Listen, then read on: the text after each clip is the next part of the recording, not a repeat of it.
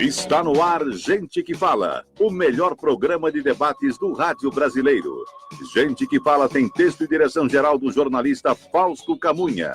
Gente que Fala reúne de segunda a sexta-feira formadores de opinião para discutir as principais notícias do dia.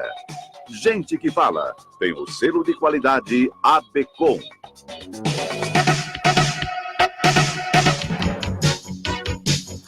Olá, ouvinte do programa Gente que Fala, boa tarde, 12:03, seja bem-vindo, eu sou o Mauro Friesman, nós estamos no ar na Rádio Trianon AM 740 de São Paulo e Rádio Universal AM 810 de Santos.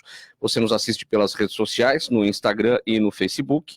Eu convido a todos para que curtam as nossas páginas, acessem o nosso blog e participem do programa Gente que Fala de hoje, fazendo perguntas aos nossos convidados pelos telefones 3289-3580 e 5052-5555. Eu apresento a partir de agora os nossos convidados, participantes, aqui à minha esquerda, para você que nos vê pelas imagens das redes sociais, a psicóloga Silvia Curi Ismael, ela é gerente de psicologia do Hospital do Coração e também no mesmo hospital, coordenadora do programa Vida Sem Cigarro. Seja bem-vinda, Silvia. Muito obrigada, Mauro. É um prazer estar aqui com vocês. Prazer é todo nosso. Também conosco, aqui à minha direita agora, o ortopedista, médico do esporte, Dr. Tiago Rigueto, especialista em traumatologia do esporte e cirurgia do joelho. Dr. Tiago, seja bem-vindo. Boa tarde, Mauro. Obrigado aí pela oportunidade e boa tarde a todos os ouvintes também. Também conosco a pediatra doutora Thalita Risini, coordenadora do setor de pediatria do Hospital Leforte. Doutora Thalita, seja bem-vinda. Boa tarde, Mauro, uma oportunidade, obrigada pela oportunidade de estar aqui na rádio. Nós que agradecemos, a honra é toda nossa em receber vocês todos para mais essa edição do programa Gente que Fala. Bom, vamos lá ao nosso primeiro tema desta quarta-feira. Amanhã, dia 29 de agosto, é o Dia Nacional do Combate ao Fumo, data criada em 1986 para conscientizar a população sobre os riscos do uso do cigarro. Segundo a Organização Mundial da Saúde, o tabagismo é a principal causa de morte evitável no planeta, culpado de 5 milhões de óbitos por ano. A boa notícia é que, ano após ano, surgem novas tecnologias que têm ajudado no combate ao vício. Silvia, a boa notícia é por conta dessas tecnologias que têm ajudado no combate ao vício, mas também temos uma má notícia aí, pelo menos nos últimos dias a gente tem visto casos relacionados aos problemas causados pelo cigarro eletrônico, não é isso? Exato. O Brasil, só para contextualizar, ele é modelo no mundo em controle do tabagismo e tratamento de fumante.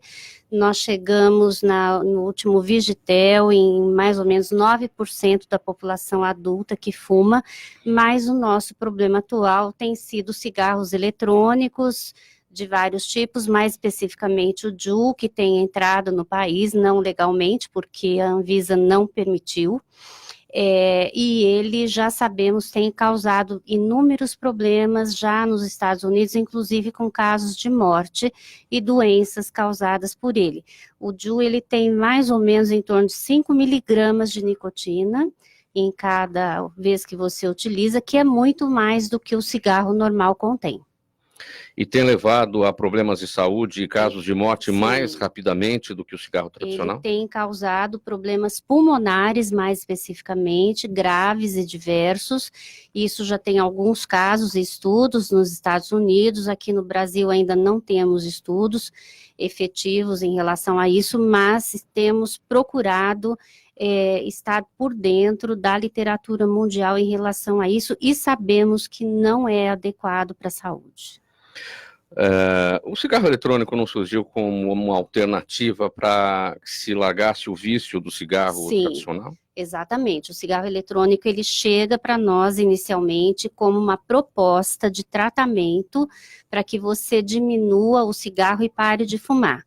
Só que como ele contém nicotina, apesar das pessoas, de alguns fabricantes dizerem que ele não contém, mas ele sempre contém a nicotina, a pessoa continua se mantendo dependente. E aí as pessoas passam, muitas vezes, a deixar o cigarro, mas ficam dependentes do cigarro eletrônico, e os jovens que entendem que ele não faz mal, começam a fumar cigarros eletrônicos hoje, e passam para outras dependências, como o próprio cigarro e drogas ilícitas. Então, isso está se tornando um verdadeiro caos. Fumar ainda está na moda. Houve uma época, há muito tempo, que fumar dava um status, tinha ali bastante apelo nesse sentido, Sim. né? Hoje em dia está na moda? Não, de forma nenhuma. Hoje fumar não está na moda. Nós recebemos muitas pessoas para tratamento justamente porque a hora que acendem um cigarro, todo mundo olha meio torto para a pessoa, né? Elas se sentem um pouco discriminadas. Então, de fato, hoje não é moda, não é bonito, né?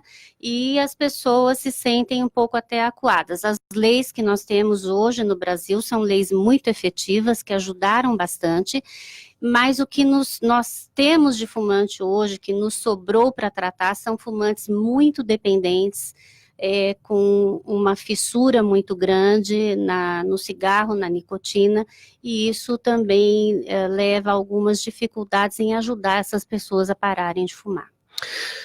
Tiago, você fumava?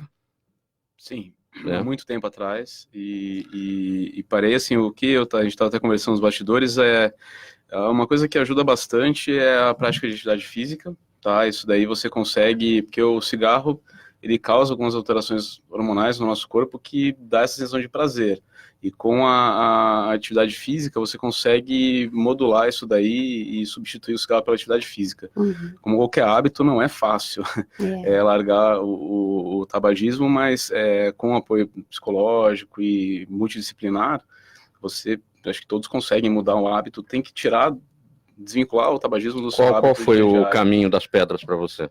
Eu acho que... Você é médico do esporte, né? Força de vontade e principalmente atividade física foi o principal, assim, que fazendo diariamente atividade física, uma atividade física aeróbica, ajudou muito a largar o tabagismo, mas principalmente acho que é a força de vontade. Você tem que ter a vontade de largar o cigarro e principalmente acho que essas leis ajudaram bastante também, porque hoje em dia está cada vez mais difícil você fumar, né? Todos os lugares, inclusive em hospitais, e você não pode... Essa superação é difícil, porque a atividade física, para quem é sedentário e não fuma, muitas vezes já não é algo que muita gente quer, né?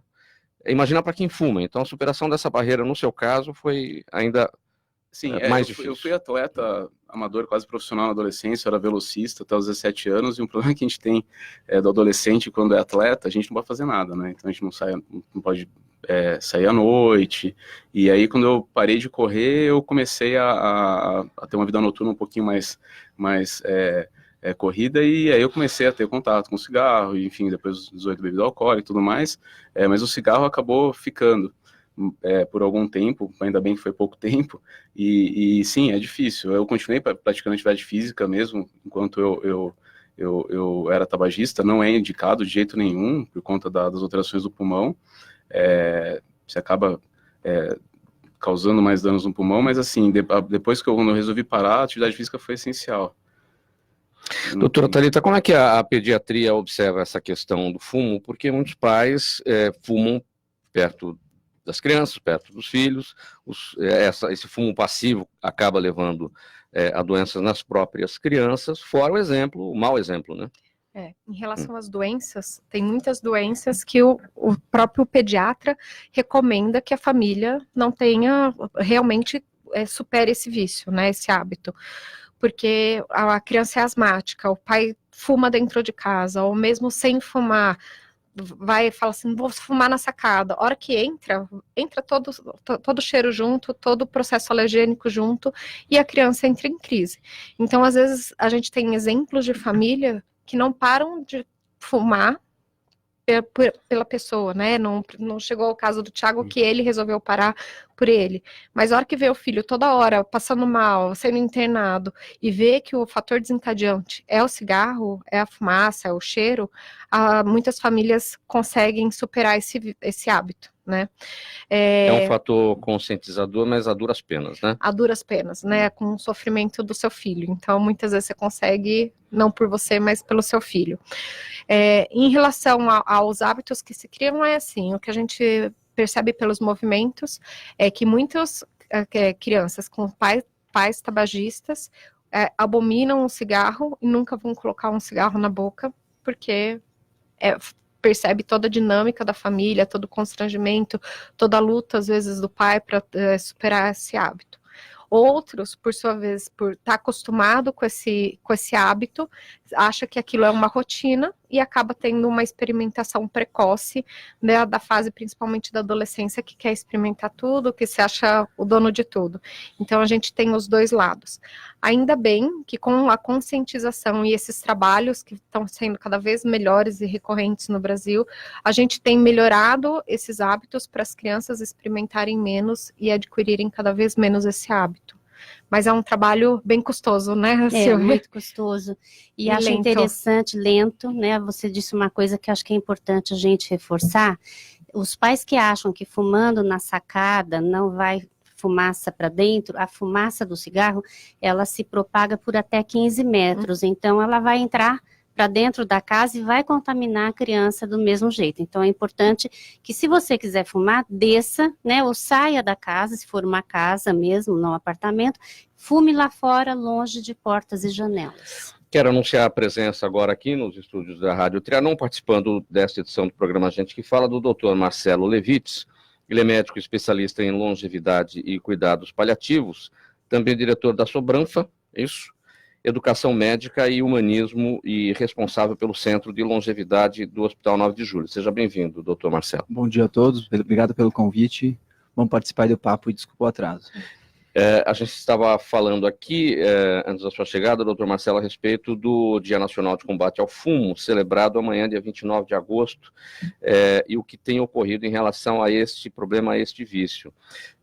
Você é especialista em longevidade, claro que a expectativa de vida tem aumentado, uma questão universal, não só no Brasil, a despeito de todas as situações de saúde pública que vivemos aqui, mas em que medida a questão do fumo compromete a longevidade? Como é que isso poderia ser um pouco melhor, né? Como é que essa idade mais longa, mais longeva poderia ser melhor? O cigarro é trágico na questão da longevidade. Tem estudos que fizeram na década de 80, junto com a população norueguesa e japonesa, que fizeram tudo que pudesse ser feito de bom. Atividade física, bons hábitos alimentares, separaram entre grupos entre tabagistas e não tabagistas. E foi observado, né, se as pessoas que na época tinham 50 anos, na década de 80, como estariam hoje.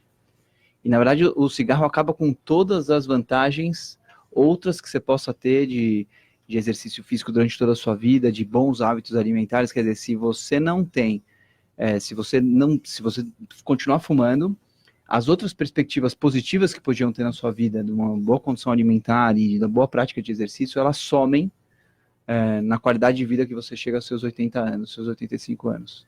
Então, a parada do hábito de fumar é essencial para você poder viver mais e melhor. Senão você vai chegar aos 85 anos mal, dependente, com doenças, ou já ter falecido pelo uso do cigarro. Mas também, assim, a gente como médico sabe que temos que ajudar as pessoas que estão fumando, né?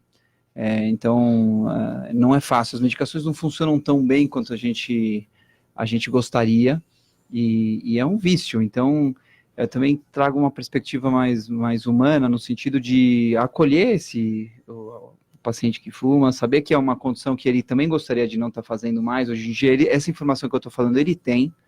Então, temos que ter a capacidade médica, de profissionais de saúde, de maneira geral, de conseguir reverter essa situação, de fazer com que ele consiga parar de fumar.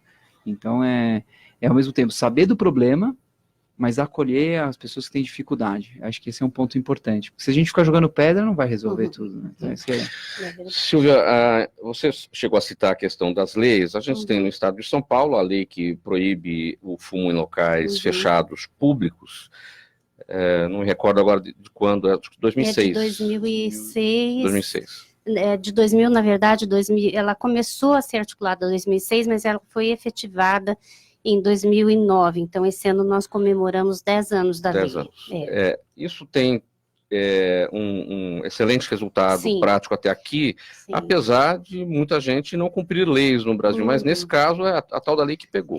Na verdade, o cigarro, né, nós temos trabalhado em várias frentes, não só entre os hospitais que trabalham com a saúde de uma forma geral, mas tem algumas ONGs que são mantidas por fundações americanas, como a Bloomberg, por exemplo. Tem a CTBR, que é uma ONG extremamente séria, que trabalha justamente ajudando na implementação das leis junto com os órgãos públicos e tem feito um serviço muito interessante nesse sentido. Por isso que essa lei acabou pegando mais do que as leis da bebida alcoólica, né? Existe essa frente, agora eles estão começando a trabalhar na questão da alimentação também, porque a obesidade é um dos problemas das DCNTs no mundo. Então, a gente tem que controlar esses fatores de risco. E, de fato, a lei, ela ajuda muito, né? Ela ajuda bastante, ela tolhe aquela pessoa, ela vai buscar ajuda se ela está num ponto que ainda ela está um pouco insegura para parar, que foi o que aconteceu conosco. Já houve estudos que mostram que as pessoas que trabalham em bares e restaurantes tiveram uma melhora em relação à saúde nesse sentido, de não ficar respirando a fumaça do cigarro o tempo todo. Então, acho que isso tem ajudado bastante. E eu concordo muito, né, com o doutor Marcelo, porque essa questão do tratamento é de acolhimento. O primeiro ponto é acolher, né, e de fato não é combatendo o fumante, é acolhendo e ajudando pelo lado positivo. Então, acho que isso tem sido também fundamental no tratamento dessas pessoas. Bom, nós já dissemos aqui amanhã, que marca o dia 29 de agosto, o Dia Nacional de Combate ao Fumo. Você, Silvia, representa o Hospital do Coração, é coordenadora do programa Vida Sem Cigarro, lá na instituição. O que está previsto amanhã de atividade para este dia, e especialmente também no combate ao uso do cigarro eletrônico? Então, amanhã nós estaremos pelo nosso Facebook colocando algumas mensagens, entrevistas realizadas, não só comigo, mas com outros profissionais, falando um pouquinho sobre essa questão. Estaremos à disposição da população para tirar dúvidas a respeito dessa situação e também estaremos sempre dando apoio aos nossos funcionários. Nós trabalhamos com isso lá no hospital, esse ano já tem 26 anos, tratando funcionários, tratando pacientes internados e externos, que buscam justamente essa solução.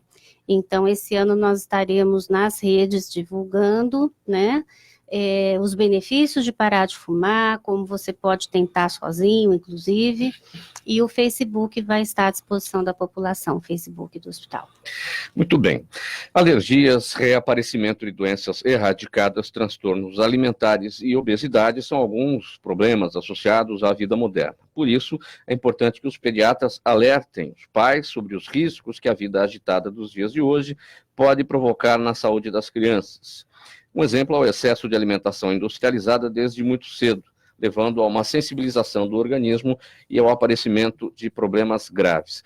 Doutora Thalita, quando a gente falava em alimentação industrializada, a gente relacionava o consumo desses alimentos à obesidade precoce. Hoje, esse leque é mais aberto, falamos também de alergias. Exato. Antigamente, toda a produção a gente estava até comentando anteriormente que os fast foods faziam essa obesidade vir mais precocemente. Só que o que a gente percebe é um movimento que os pais cada dia correndo mais, trabalhando mais, e vem a praticidade do acesso à alimentação industrializada. Isso começou a ter um índice de crianças com alergias que potencializou muito, então cada vez mais precoce as crianças produzem reações alérgicas, choques anafiláticos por conta desses produtos, que geralmente são têm mais corantes, eles são mais industrializados, têm mais alergênicos e além de terem mais embutidos. Choque, né? Anafilático, você diz edema de glote. Edema de glote, chegar em uso mais em casos de emergência no hospital. Então, a gente tem atualmente muito, assim, tem acesso a alimentações que são orgânicas e outros tipos de preparo, mas ainda esse acesso é restrito porque a alimentação é muito caro, né? É um preço diferenciado. Eu queria entrar nesse aspecto porque é o seguinte, a alimentação ela é cultural, ela é comportamental, mas ela tem um fator social. Aí você vai para as frutas, que são os alimentos, entre os alimentos indicados, as frutas estão entre esses. Mas tudo isso custa caro, então tem muita gente que não consegue consumir. E aí junta a pressa do dia a dia, aquela rotina, então aparece lá um macarrão instantâneo, pronto, vamos de macarrão instantâneo. Só um exemplo. E aí você acha que é um macarrão simples, instantâneo, quando você pega um macarrão instantâneo, ele tá cheio de gordura, né? Então ele não é, e o tempero que a gente usa naquele macarrão instantâneo, de saudável não tem nada, né? Então você poderia ter um acesso a um outro macarrão e fazer algum outro tempero em casa, mas vem a correria do dia a dia. Mediante a tudo isso, então assim, os processos alérgicos aumentaram muito, né? Cada vez mais você conversa com colegas do seu dia a dia, todo mundo tem alguém que é muito alérgico. Não que a criança não teria, não é isso. É que aumentou. O fator de alimentação é um dos fatores. Não é só esse o fator, mas é um dos fatores. Mas, olha, as feiras são caras. São caras. E as feiras... é difícil você ter rotina para você pra conseguir duas vezes na semana na feira, porque senão você não dá conta. É verdade. Você tem crianças em casa, que é o meu caso, às vezes você tem que ter uma dinâmica dentro de casa que permite 1 ou 2 vezes na feira, no hortifruti, para comprar comida, que é cara. E se for orgânico, é ainda mais caro. É. Você não tem... Né? E não é só isso, é o desafio também de fazer as crianças consumirem esses tipos de alimentos que não são atrativos, né? Então você tem que fazer uma receita mais elaborada, aquela coisa que vai agradar o paladar. Porque assim, a criança come o que os pais comem, tem que tirar de casa, não tem que ter no armário. Então esse é um desafio para nós também, porque nós fomos criados numa geração dos anos 80, em que os pais comiam comida que dava um pouco de industrializada, dava um pouco de comida natural e fazia tudo parte do esquema. Mas realmente hoje, com a vida mais difícil, com as distâncias mais complicadas, com mais trânsito, com facilidades de compra de alimentos embutidos, você acaba ficando mais fácil ir no mercado comprar alguma coisa industrializada. E a facilidade de entrega, né? Você pega um aplicativo e te entrega na sua casa. Verdade. Então, assim, mas que trabalho você tem? Desse alimento, você também não tem certeza, mas seja um alimento feito ali, você não sabe muito bem a procedência. Então, o ideal realmente é cozinhar em casa. Difícil é conseguir esse tempo para fazer. E isso a gente está se relacionando à obesidade, à alergia. E aí, junto com isso, vem a obesidade, que cada vez está mais precoce. Sim. Então, é um problema que todos nós vivemos na nossa casa até, né? Silvia, como é que usa a psicologia para as crianças?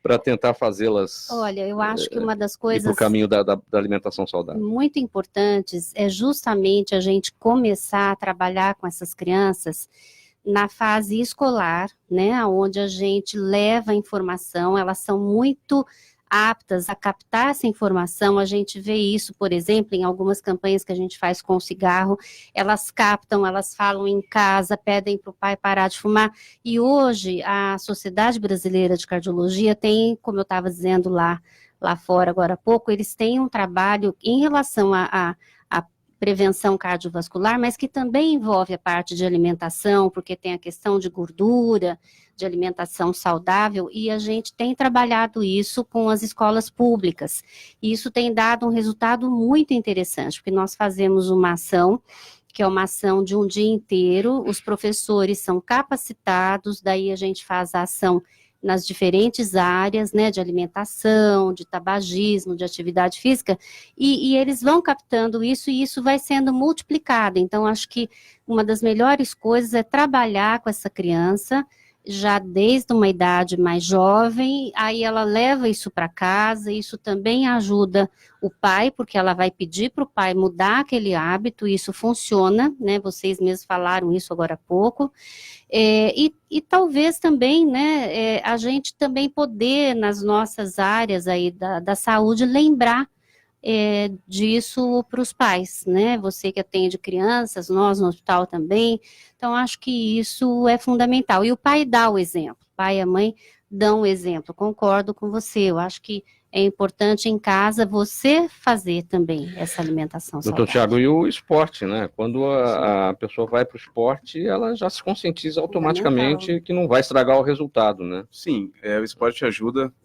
Eu acho que até é interessante que vocês falaram também. Às vezes a família joga muito em cima da escola, essa obrigação de Sim. educar a criança, principalmente na parte alimentar.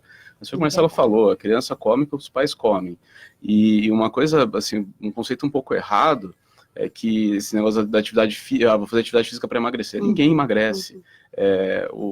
A perda de peso, falando mais da obesidade, é muito mais relacionada à parte nutricional do que atividade física. Tirando, assim, quem treina para um triatlon, uma ultramaratona, sim, aí o gasto energético é muito grande, ele pode comer praticamente tudo que ele não vai ganhar peso, mas é interessante colocar atividade física na criança. Teve uma época aqui no Brasil que as escolas estavam tirando, inclusive, a atividade física na educação física da escola para dar mais tempo para as crianças estudarem para o vestibular. Isso é um erro que o mundo inteiro já há anos já tinha voltado atrás, porque a atividade física melhora, inclusive, o rendimento nos estudos. Então, aquelas escolas que não têm educação física ou que têm pouca atividade física na escola, os pais devem sim influenciar a criança para fazer atividade física extracurricular, que isso sim vai melhorar o rendimento dele e a chance até de passar no vestibular. Então, tem que intensificar, mas tem que tirar esse conceito que o esporte, não, eu vou continuar comendo o que eu como em casa, eu vou colocar meu filho em minha atividade física. Não vai resolver. Você acompanha o programa Gente que Fala aqui na Rádio Trianon AM 740. Nós vamos trazer agora para a nossa conversa a Selmara Catalano, doutora Selmara Catalano, dermatologista. Ela é diretora do Hospital da Pele, coordenadora do Instituto BWS. Conversa com a gente por telefone. Boa tarde, doutora. Boa tarde, Mauro. Como vai? Tudo bem? Tudo bem, com você. Boa tarde a todos aí. Boa tarde. Boa tarde. Doutora, câncer de pele é o nosso tema de hoje. Qual é a maior causa deste problema? Então, Mauro, a maior causa disparado para câncer de pele é a radiação, né? A radiação ultravioleta. E a gente mora num país tropical, fica difícil evitar esse tipo de exposição, principalmente porque ela é cumulativa. Então, cada dia de exposição à luz do sol é um dia a mais dessa radiação, e a gente nunca sabe o quanto o corpo da gente suporta, o quanto a pele suporta, até que um dia, por conta de mutação, por lesão pela própria radiação e pelo ambiente do estresse oxidativo que ela forma, você acaba desenvolvendo uma neoplasia de pele, né? Então, de longe, embora a gente tenha outras circunstâncias que são colaboradoras, não promotoras de câncer, de longe a radiação é o maior deles. E vale sempre a pena destacar, a gente já falou aqui em outras situações, mesmo em dias nublados, como a gente está verificando hoje, o protetor solar, o filtro solar é importante para a proteção contra o câncer de pele. É muito importante porque, assim, a diferença de radiação de um dia encoberto, assim como de hoje, para um dia de solão, é muito pequena, porque as nuvens filtram muito mais a luz visível do que a radiação ultravioleta. Então, a diferença é em torno de 20% só de diferença. Então, principalmente na posição que a gente fica no globo, a latitude e tal, a gente tem uma exposição extrema ao longo dos 365 dias do ano. No inverno, agora nessa época, no frio, no sul ela é só alta. Fora isso, a radiação extrema todos os dias do ano em todas as áreas do país. Então, precisa da proteção solar, sim, até porque a radiação, ela tem um efeito sistêmico, ela faz uma imunossupressão, não só para os cânceres de pele, mas para qualquer tipo de câncer que a pessoa tem. Então, assim, tomar sol, infelizmente, não é a nossa opção mais, né? Doutora Selmara, existe mais de um tipo de câncer de pele e as pessoas que têm na família casos de câncer de pele são as maiores candidatas a desenvolver o problema? Nós temos muitos tipos de câncer de pele, mas de longe os mais comuns são os cânceres de pele não melanoma, né, que é o carcinoma basocelular e o espinocelular, que vem da pele normal de revestimento, né, que é o queratinócito, que é a principal célula que a gente tem.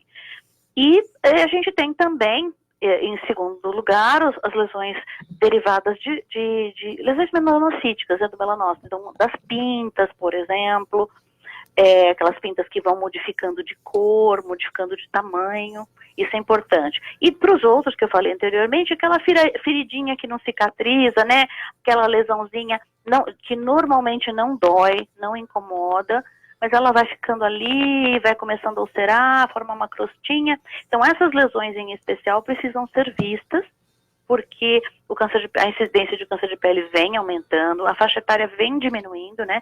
Eu tenho pacientes muito novos, mesmo os que não têm predisposição familiar, que era o que você estava falando, existe sim alguma coisa de predisposição ou familiar, ou por conta do tipo de pele, que é uma pele mais clara, então tende a ser mais suscetível ao câncer de pele. Mas mesmo essas pessoas, o que a gente tem percebido é que a faixa etária tem diminuído muito. Eu tenho pacientes negros com câncer de pele na faixa aí dos 28, 30 anos. Então, precisa de proteção, e mesmo a pessoa de pele negra. Doutora Selmara, para a gente concluir o seu tema, a gente estava tratando aqui no programa sobre o Dia Nacional de Combate ao Fumo. Amanhã celebra-se a data, 29 de agosto. A gente sabe dos casos de câncer de boca, que são causados pelo uso do fumo, do cigarro, mas essa fumaça do cigarro no rosto, por exemplo, pode causar câncer de pele? Essas substâncias que ficam pela boca, pelos lábios, pelo rosto? Na verdade, a função do fumo, ela é do cigarro é um pouquinho diferente. Ele tem vários produtos dentro, né, desse mix aí que vai no cigarro, que são promotores da carcinogênese, né? E isso não é específico, pode ser em qualquer órgão, inclusive a pele. Entendeu? Então não é uma coisa especificamente para a pele, mas sem dúvida, assim como a sacarina, o ciclamato, são substâncias que tiram aquela célula que já estava modificada, né, de uma forma ruim, né, mutada, tiram da fase em que ela está quietinha lá no canto e volta para se multiplicar, e aí assim a gente acaba tendo um clone de uma neoplasia, um clone do câncer de pele. Mas de pele pode ser, ou de qualquer outra localização. O cigarro não é legal para nenhuma circunstância, né? O cigarro vai intoxicando, é muito difícil as pessoas pararem de fumar, mas hoje, graças a Deus, acho que as coisas têm modificado. Você vê muito mais gente que não fuma do que gente que fuma, pelo menos assim, de forma empírica, né, ao meu redor, é o que eu tenho percebido, graças a Deus, porque é uma coisa que com certeza não tem nada de bom, não acrescenta nada, né? Muito bem, doutora Selmara Catalano, dermatologista, diretora do Hospital da Pele, coordenadora do Instituto BWS, obrigado pela participação no programa de hoje. Imagina, eu que agradeço, um abraço a todos, uma boa tarde. Obrigado, tchau, até a próxima.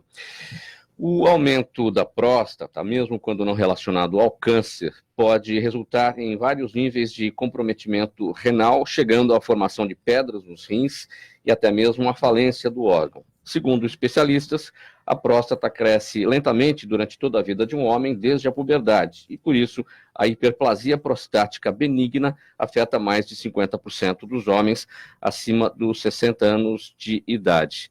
Essa informação, doutor Marcelo, de que o aumento da próstata pode causar problemas renais, isso é novo, isso é conhecido? Não, primeiro assim, a próstata aumenta, o homem quando já passa dos seus 50 anos, ele vai ter uma próstata aumentada, em 50% aparece os sintomas, aparece a queixa de perder urina, ou não conseguir urinar, ou vontade de urinar depois de urinar. E aí você tem casos mais graves de aumento de próstata, aí você começa a ter problemas renais, que a gente chama de insuficiência pós-renal, que é depois do rim, e aí você não consegue urinar. Existem estudos novos surgiram mostrando uma associação em pacientes com hiperplasias grandes, com pedras no rim. Isso é uma associação, não é que um causa o outro. Hiperplasia é o aumento da próstata. Exatamente. Então, que um causa o outro, não é que um causa o outro, mas existe uma associação. É muito comum nas pessoas com mais idade, que a gente costuma ver no consultório, as queixas realmente de terminou de urinar, tem vontade de urinar de novo, ou perde urina durante a noite. A gente tem que rever as questões de medicação, que tem alguns remédios que podem causar esse tipo de situação. Você tem que rever a questão da evacuação, que é muito importante, que às vezes o idoso não consegue evacuar e acaba perdendo o xixi, etc. Então, acaba atrapalhando. E tem as agitações do idoso também, que acontecem bastante. Tirando essas questões, você aborda a questão da hiperplasia prostática, do crescimento da próstata. Você tem medicações que você pode usar para melhorar os sintomas, ou em último caso, se você consulta um urologista para tentar fazer uma cirurgia, se for a situação indicada, mas sempre atento com a questão da hidratação. E aí a gente fala muito da questão do cálculo do cálculo renal, que a hidratação, o idoso já não quer beber água, por conta, é comum o idoso não querer beber água, ele já tem esse problema de perder urina quando ele vai em público, então ele tem receio de tomar, e aí, não hidratando, existe associação com o que a gente chama de litíase renal, que é a pedra no rim. Então, existe essa associação. O que tem de novo, respondendo a tua pergunta objetiva, são estudos que mostram essa aproximação dessas duas doenças que têm jeitos diferentes de aparecerem, mas que no idoso podem acontecer de maneira simultânea. Se existe essa associação entre o aumento de próstata com problemas renais, isso também pode ser associado a um outro problema, que é o aumento da pressão arterial, causado por um mau funcionamento renal, não? É que aí essas doenças acontecem todas juntas É uma engrenagem. Não, é engrenagem. O idoso, assim, a gente tem que realmente fazer tudo o que a gente comentou antes, né? Não fumar, comer bem, fazer exercício, ter uma vida alegre, saudável, tudo isso propõe a gente ter um envelhecimento saudável. Mas as doenças acontecem, né? Uma pessoa acima de 65 anos, a média é ela ter 2 a 3 doenças esperadas que ela tenha e que tome 4 a 5 remédios. Então, o que você comentou é que muita gente que às vezes tem um aumento de próstata, às vezes pode ter um cálculo renal e tem hipertensão. Eles não têm uma associação direta um com o outro, mas é uma engrenagem, né? Acaba acontecendo tudo de maneira conjunta, mas não existe um link direto, né, que a gente possa afirmar. Mas no paciente concreto acontece, os 3 problemas estão lá com ele, né? Bom, o crescimento da próstata é uma coisa que não dá para se evitar, como eu disse aqui, desde a puberdade, essa hiperplasia vai ocorrendo. Só ser mulher e morrer, aí você não tem chance de a próstata crescer. Então você não tem como evitar o crescimento, mas tem como evitar as doenças da próstata, claro, com a ida ao urologista, as prevenções, os exames necessários. Acho que tem que, na verdade, não ter vergonha. Na verdade, o que acontece assim, quando eu pego pacientes que iniciam, porque nós como clínico, como geriatra, acaba pegando esse paciente quando começa a história, né? Então ele tem vergonha, ele começa a perder xixi, ele não quer falar para ninguém, aí a cueca fica suja, aí ele urina de madrugada, aí a esposa fica brava. É assim que aparece, e ele quer fugir do assunto, né? Ele acha que esse problema é com ele, e é um problema super comum, né? Então, não é câncer, então é uma coisa que assusta, ele já acha que é alguma coisa do câncer, ou ele acha que é alguma coisa sexual, então acho que a abordagem nossa, né, como médicos de família, como geriatras, assim, dessa primeiro approach, nessa primeira aproximação com o paciente é perder o medo, mostrar que a doença é comum, o diagnóstico é fácil de fazer, você faz algumas perguntas clínicas, você faz um ultrassom, você detecta o problema, tem medicações que nós mesmos iniciamos para não deixar isso acontecer, não deu certo, mas neurologista associa mais medicação, tem que operar, a cirurgia hoje em dia é tranquila, então acho que é perder o estigma, né, e procurar assistência, né, é simples assim, né, não adianta... Tiago, o esporte é preventivo do aumento da próstata? Ajuda um pouco na parte hormonal, atividade física para o aparecimento de algumas doenças é muito importante para preventiva, mas para a hiperplasia prostática, né, para o aumento da próstata é uma coisa que acontece com o envelhecimento. Então, a atividade física ela já não ajudaria tanto, né, nessa parte. Mas, enfim, prevenção de alguns cânceres e tudo mais, a atividade física é interessante, sim. Doutora Thalita, como eu disse aqui, desde a puberdade, a hiperplasia prostática vai aparecer. Há necessidade do jovem, do adolescente, já saber de alguma informação a respeito nessa fase? Não, a hiperplasia prostática no adolescente não é uma doença comum, e pouco provável que vá ocorrer, ao menos que seja algum tumor ali, alguma coisa que não está relacionada. Mas a informação nunca é demais. Nunca é demais, mesmo para ajudar a perder o estigma, até para o adolescente incentivar os pais a fazerem exames e acompanhar. E caso o pai, o avô, quem esteja tendo uma perda de urina em casa ou cheirando, às vezes você percebe pelo odor mesmo, incentivar, pegar na mão, ir ao médico junto para diminuir esse estigma. Eu acho que ajuda muito. Eu tenho alguns filhos de pacientes meus que às vezes teve uma fricção no pênis, ele veio em consulta, falou para a mãe, falou que teve atividade, assim, eu acho, independente, sei lá, se a gente pensar na maneira como a gente está educando nossos filhos, mas acho que se você fazer um adolescente com menos receio de falar, eu não falaria para minha mãe que eu tivesse problema no pênis nunca, né? E acho que a nova geração, pelo que eu tô vendo, eles falam abertamente, eles veio com a avó em consulta, porque a mãe não podia vir, então veio em consulta comigo, que nem era médico dele, nisso veio comigo para mostrar o pênis. Então acho que assim, a perda do receio, acho que acabar com os estigmas, né? Se é do corpo e da alma do ser humano, nos interessa. Silvia, a associação dos problemas de próstata, das doenças de próstata com fumo. Uhum. Então, nessa questão, eu não vi nada relativo especificamente nesse sentido. O que a gente vê, na verdade, é uma relação de causa de câncer nas vias urinárias, isso pode acontecer, bexiga, né? Mas diretamente com a próstata eu não vi, não sei se Mauro os quer achar um doutores... jeito de evitar o aumento da próstata. Não tem jeito, cara. Vai aumentar. Não, aí no caso... bom que aumente. Não, a gente não tá, É mas bom uma que coisa... aumente, porque é sinal que você envelheceu. Exatamente. Mas uma coisa que Mas o o que Marcelo apontou que eu acho que é interessante falar também é que hoje em dia as consultas médicas estão ficando muito rápidas. E eu falo pela parte esportiva, é muito importante você ter essa conversa com o paciente, explicar o que ele tem, ele tem que entender a doença, entender que realmente não é uma coisa grave, que é muito comum. Isso, o fator psicológico conta muito para qualquer doença, para o tratamento. Então, isso que eu esse ia questionamento falar, em relação né?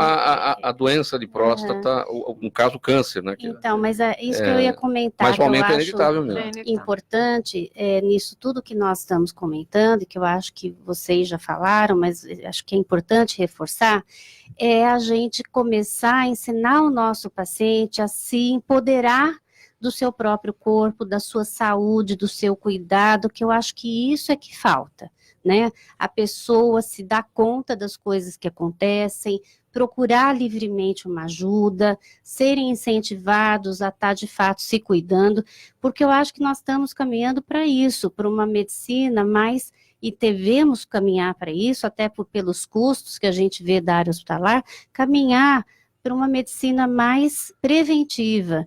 E a gente tem trabalhado muito lá no HCOR com uma questão junto com os pacientes, que aí já não é prevenção primária, mas, por exemplo, na adesão ao tratamento. Então, é difícil o paciente fazer adesão, e uma palavra que tem sido muito usada hoje, que é o engajamento, que é o paciente realmente se dar conta e ser parceiro do médico nisso. E a relação médico-paciente, a gente vê que é extremamente fundamental. Essa conversa, o médico acolher. Eu acho que a palavra hoje, acolhimento, ela é muito forte na área da saúde. Então, seria a minha sugestão. Mais um tema aqui na mesa do programa Gente que Fala, que é o seguinte: os ombros são as articulações mais flexíveis do corpo humano, permitindo que cheguem a quase 360 graus. Eles também são responsáveis pelo movimento dos braços, juntamente com a musculatura das costas e do peito. E, por isso, exigem cuidados muito especiais de prevenção, pois uma lesão nesta região pode prejudicar e muito a mobilidade e a qualidade de vida do paciente. Doutor Tiago, agora que eu entendo, então, o significado da expressão ombro amigo, não ombro amigo, tomar cuidado com ele.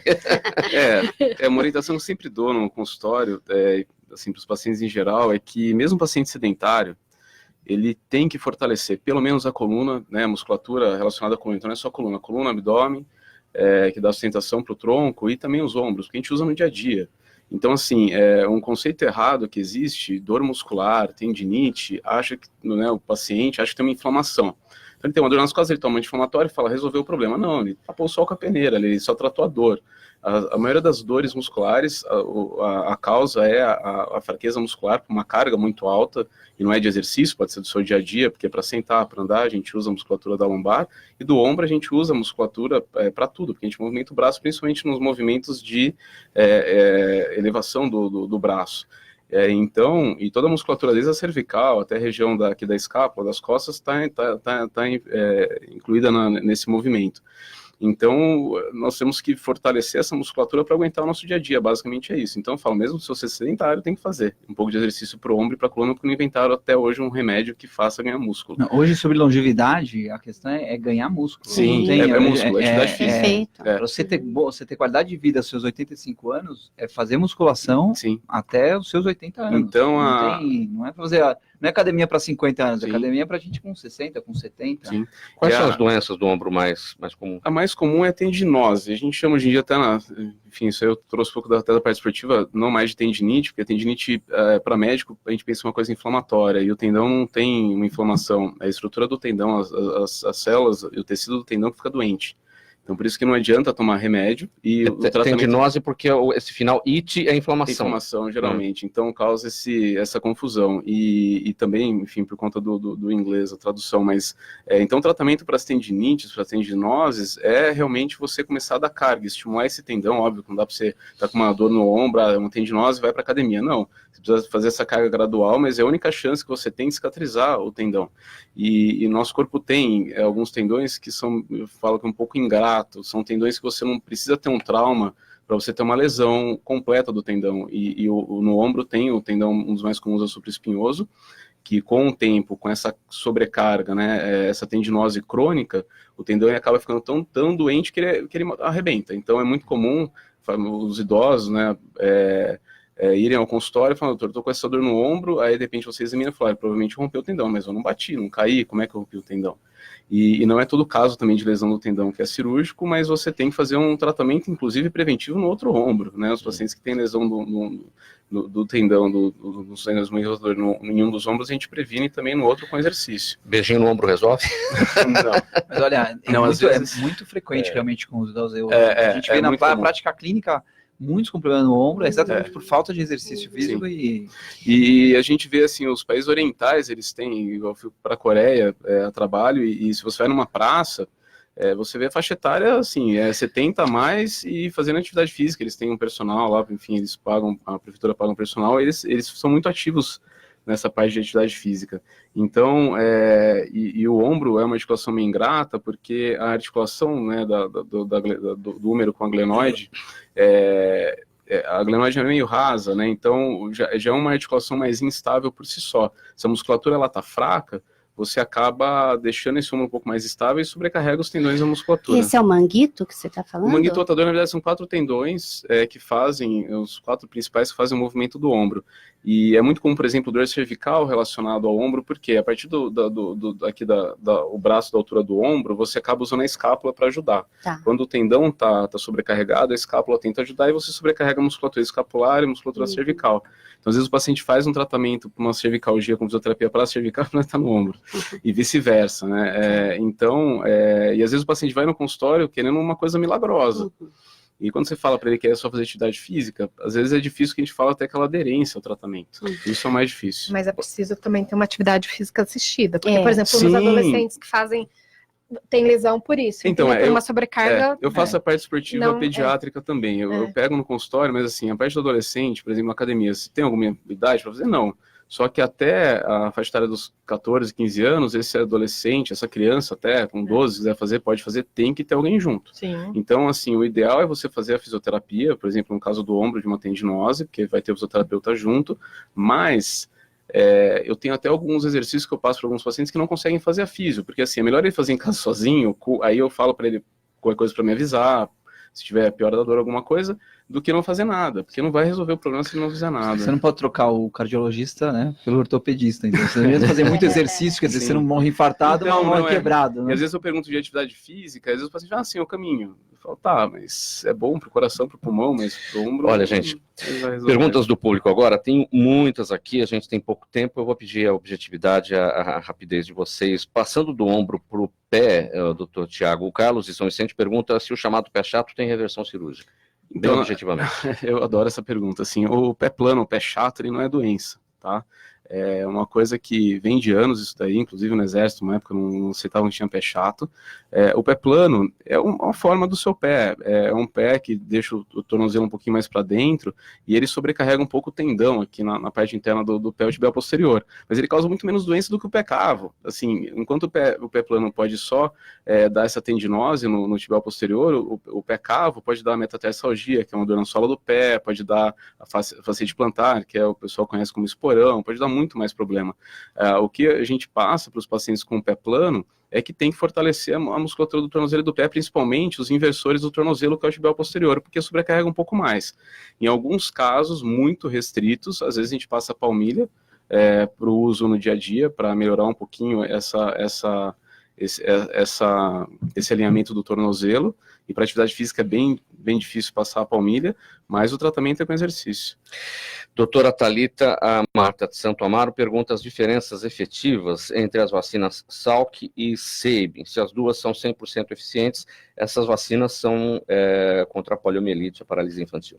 A diferença na realidade, que uma é dada no serviço público, gratuito, e outra no serviço privado. Elas não são iguais, mas as duas são eficazes. As pessoas estão atentas a isso. Hoje em dia existe tanta resistência à vacinação. Neste caso, da poliomielite. Da poliomielite não tem tanta resistência. É diferença do anticorpo de vírus, mas cria-se anticorpo da mesma forma. A Salk é um pouco mais ampliada do que a Sabin. Eu digo a resistência das pessoas. As pessoas, então, sim, existe um grupo aí que tem uma resistência grande, que a gente percebe que doenças que estavam completamente erradicadas voltaram a surgir, que é o caso atual do sarampo, que está uma epidemia, que está um problema super grave. Então, a gente tem que ficar atento. A pediatra ama vacina, a gente ama vacina e a gente ama doença erradicada. Então... Só rapidinho, só voltando naquela outra pergunta, existem cirurgias para pé cavo, pé plano, pé chato, mas é exceção. Não é regra, mas tem algumas cirurgias para os casos que melhoram com fisioterapia. Jaime, o Jaime do Jardim Bonfilholi, para você, doutor Marcelo, em que medida as crises de asma podem encurtar uma vida? Ele se refere, claro, à morte da Fernanda Young. Asma tem tratamento, né? Se você tem, assim, é claro que em situações drásticas, eu não sei exatamente como aconteceu com a Fernanda Young, mas você tem tratamentos orais que possam resolver a questão da asma. Você tem uma proximidade numa situação de crise maior, tendo um pronto-socorro, você reverte isso, todos nós aqui sabemos como médico que é reversível. Então precisa de tratamento, né? São situações absurdas, a resposta muito forte que acaba levando ao óbito. E está saindo um monte de imunomodulador agora, novo, para asma mais grave, né? Silvia, o Marcos de Pinheiros pergunta se o vício do cigarro é uma dependência química e como a psicologia pode ajudar.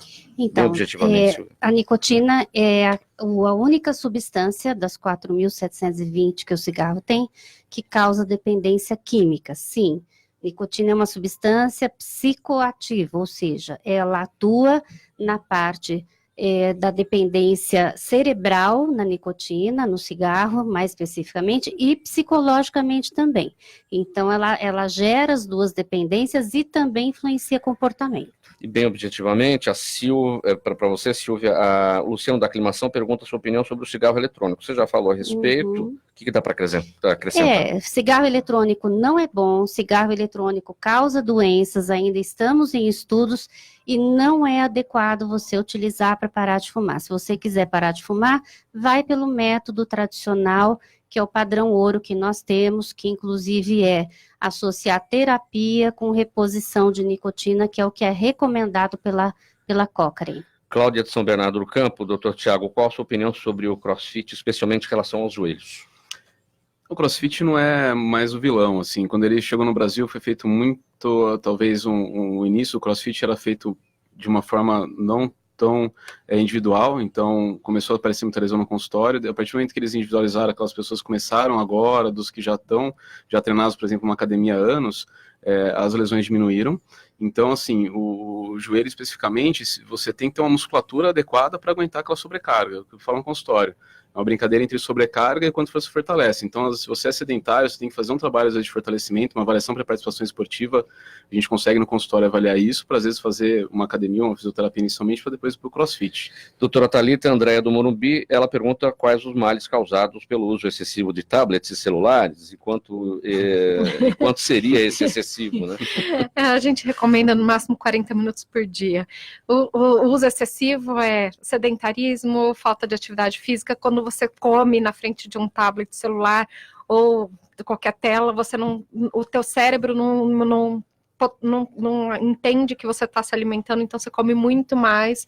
Então, os males são diversos, a interação social e fora o risco que você tem atual de vários acessos a várias coisas que uma criança não deveria ter. A última pergunta do Wagner de Guarulhos, doutor Marcelo. Os cuidados paliativos, além de evitar o sofrimento, podem melhorar a qualidade de vida do paciente? Isso se relaciona aos pacientes terminais, né? O falecimento acontece com todos, né? Não conhecemos ninguém que não morreu, né? Então, a diferença é como a gente falece, né? Sem dor, sem falta de ar, próximo da família. Então, tudo isso é importante para você poder ter todos os dias da sua vida importantes e bem vividos, né? Mas a consciência do corpo, né? Que falaram aqui também, o paciente tem que ter. Doutor Marcelo, 5 segundos para sua despedida. Um prazer estar aqui, eu estou à disposição para vir outras vezes, eu adorei, obrigado pelo bate-papo, e, bom, bom dia para todos. Né? Silvia, sua despedida. Bom, eu também achei muito gostoso estar aqui e agradeço essa divulgação do Dia Nacional de Combate ao Fumo, é importante para nós, muito obrigada. Thalita. Foi ótimo o bate-papo, tá? Estamos aqui para outras oportunidades, boa tarde a todos. E doutor Tiago. Também adorei o bate-papo, a conversa, aprendi bastante também. E agradeço a oportunidade. Boa tarde a todo mundo. Um agradecimento a todos, então, por essa conversa, por esse bate-papo, em nome de toda a equipe do programa Gente que Fala, a psicóloga Silvia Curiz Mael, o ortopedista Dr. Tiago Rigueto, o especialista em longevidade, Dr. Marcelo Levites, a pediatra doutora Thalita Rizzini. Na mesa de som, Cléo Rodrigues, na chefia técnica da emissora Sérgio Souza, apresentação minha, Mauro Frisman, pauta e redação Pedro Schiavon, diretora de produção Zenilda Salvato, direção-geral deste programa do jornalista Fausto Camunha, do outro lado do programa Gente que Fala, você, ouvinte, a razão da nossa presença aqui. Fique agora com o programa Caio Sorriso Show, alegrando aqui o seu início de tarde. Tchau, até amanhã. Programa Caio